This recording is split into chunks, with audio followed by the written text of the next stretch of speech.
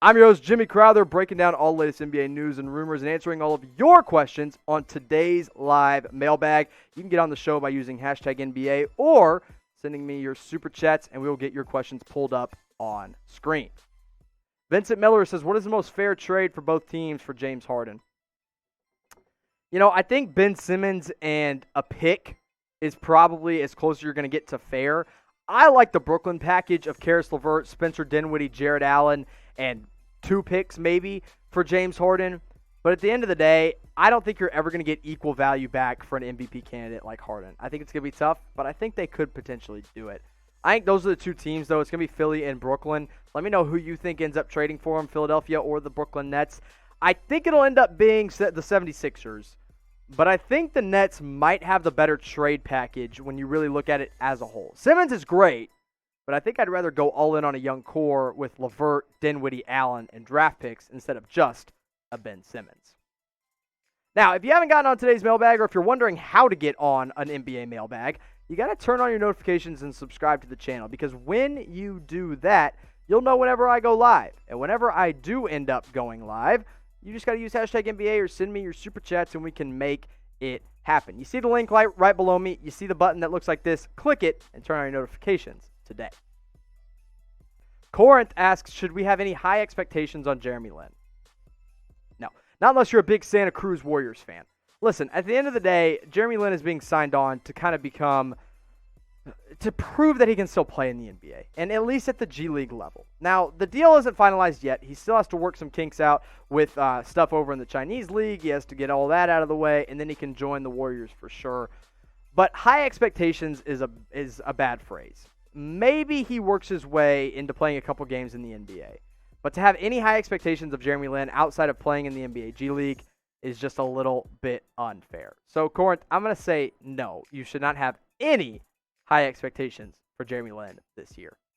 Jordan D'Souza says, I think that the Indiana Pacers will be the shocking team to trade for James Harden for Oladipo and either Miles Turner or Domantas Sabonis in future picks. You know, I don't hate that offer, but if I'm Indiana, I don't trust it, because you don't know if James Harden wants to be there. In fact, he hasn't ever said he wants to be there, and that's the biggest thing. If he doesn't want to go somewhere, you don't give up assets for him. And so if I'm Indy, I'm not trading a combination of Oladipo and Turner or Sabonis. Yes, Harden's a better player, but don't give up that chemistry. I also don't even know if the Rockets would say no or say yes in that situation. Gia says, why do you hate on Payton Pritchard so much? Okay, let me clear this up. So I don't hate on Pritchard. I just didn't think he should have been a first-round pick. And I'll still stick to that, okay? I'm going to stick to that take. I always said he'd be a steal in the second round. But a steal in the second round does not mean you take him in the first round. And that's just my take on that one. I think he will come in and be a solid player for the Boston Celtics. I really do. And he was a great player in his first preseason game with the Boston Celtics. And I do owe him an apology. But at the end of the day, I'm not taking it back. I don't think he should have been a first-round pick. I would have taken somebody else over him. But in the preseason, hey, you know what? I'll give it up. I'll give my round of applause to Danny Ainge and Brad Stevens, because this was he looked good in that preseason game. I don't hate on him because I think he's a bad player. I always thought he was a good player. But taking a senior point guard that can only shoot and not play defense, that's where I get a little bit iffy on guys like Payton Pritchard. Stick with the Celtics here. Bob the Pickle says, Celtics get Beal, the Wizards get 2 firsts, 5 seconds, and Langford or Edwards. I think it would have to be Romeo Langford and Carson Edwards. Also, second-round picks are, I know it's 5 second-round picks, but it doesn't really matter all that much. So I don't know if, I don't think the Wizards say yes. I think they would have to include Jaylen Brown in that trade, because Bradley Beal averaged 30.5 points per game last year and 6 assists. That's not easy to do. So I think Washington says no in this situation unless you throw in Jaylen Brown along with those 2 firsts and I guess 5 second-round picks, which I don't even know if the Celtics have 5 second-round picks to give up at this point. So, again, DC says no. Boston should absolutely say yes in that situation. Now, I do want to tell you about this deal, Fanatics, or really this offer right now where they're giving you all the latest City Edition gear at chatsports.com/NBA City. Whatever team you're a fan of, they have their City Edition gear available today at Fanatics. Chatsports.com/NBA City. You can get hats, you can get jerseys, you can get t-shirts, you can get shorts, you can get backpacks, for crying out loud. You might as well go get them at this awesome link, chatsports.com/NBA City. If you order today, you can get your products before Christmas rolls around. Vince coming in with the Super Chat says, thoughts on Nate Hinton? Reckon he's the steal of the draft? No, I don't. Listen, he was an undrafted guy for a reason. He had a great first preseason game with the Dallas Mavericks, but at the end of the day, he's still on a two-way contract, and you're probably not going to see him very much in the regular season. I hope he gets minutes and time to shine, but we saw first game Nate Hinton that looked really, really strong. But we also saw second and third game Nate Hinton that didn't do a whole lot with the little bit of time that he was allowed. So you can't really call an undrafted guy steal of the draft, but I think it was a steal to get him out of the undrafted, market, basically. So I like him. I just don't think he'll get much of an opportunity. One last super chat coming in from E.J. Handy. Says, do you think the Celtics are saving the trade exception until the deadline for insurance? And would Kawhi leave the Clippers in free agency to the Raptors or the Golden State Warriors? Wow. A little two-part question there from E.J. I do think they're going to save that trade exception until the deadline. I think that's the smart thing to do because right now you don't know who's going to be available for trade or via trade. So wait until the deadline to see what you could go out and get. And then on the Kawhi question, I think he could leave. I don't think he ends up going back to Toronto. And I do think, look, I just don't think it's likely that he goes to the Golden State Warriors either. Maybe if they have the money to do it. But at the end of the day, I think Kawhi's going to end up staying with the Clippers, not go to basically his third team. Trey Switowski says, if the 76ers trade Joel Embiid, who should they get in return? It's a good question. I don't know because Joel Embiid, I think, is pretty much untouchable for the Philadelphia 76ers. I mean, I think you got to get a top 10 player in return. Maybe James Harden, but I don't think that makes a lot of sense to trade James Harden there or trade for James Harden if you're going Ben Simmons and Harden.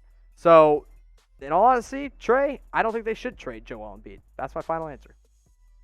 Nola Pelicans said, who should the Pelicans trade for to be a contender? Playoff contender? I mean, Bradley Beal would be the guy for me that I would say. CJ McCollum could be a good player for them that could kind of take them to another level. Another guard that can shoot and space the floor. They got to get more floor spacers because Zion and Steven Adams in the same front court, no floor spacing there. So I think you got to get one guard that can really shoot. Bradley Beal might be that guy. Dustin Reynolds says, do you think the Warriors trade Andrew Wiggins, and if so, for what?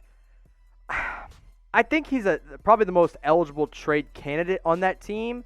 And if they're going to trade him, I think you got to get a better, more experienced wing on the team. Because Wiggins is still 25 years old, and we still don't know exactly what he is or if the Warriors even know how to use him in the right situations. And at 22 points per game, if they can figure out how to use him, great, keep him on the team. But if you're going to trade him for someone a little bit more experienced. But at the end of the day, no, I don't think they'll end up trading Andrew Wiggins. Nike says, do you have the Warriors or the Suns as the 8th seed behind the Rockets?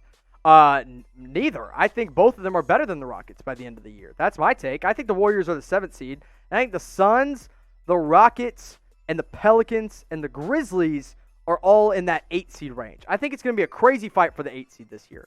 But I think those 4, and they'll be in the play-in, obviously, so it'll look a little bit different, will all be in play for the 8. I think the Warriors are at least a 7th seed, if not a little bit better. I don't think they're any higher than maybe like a 5th seed in the Western Conference.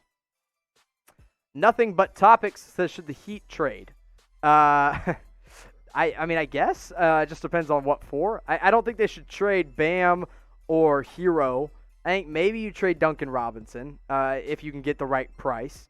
Maybe you offer up a first-round pick and Duncan Robinson for like an elite wing kind of guy or another point guard potentially. But at the end of the day, I don't think they need to make a lot of moves. They were in the NBA Finals last year. Keep rolling with what you got.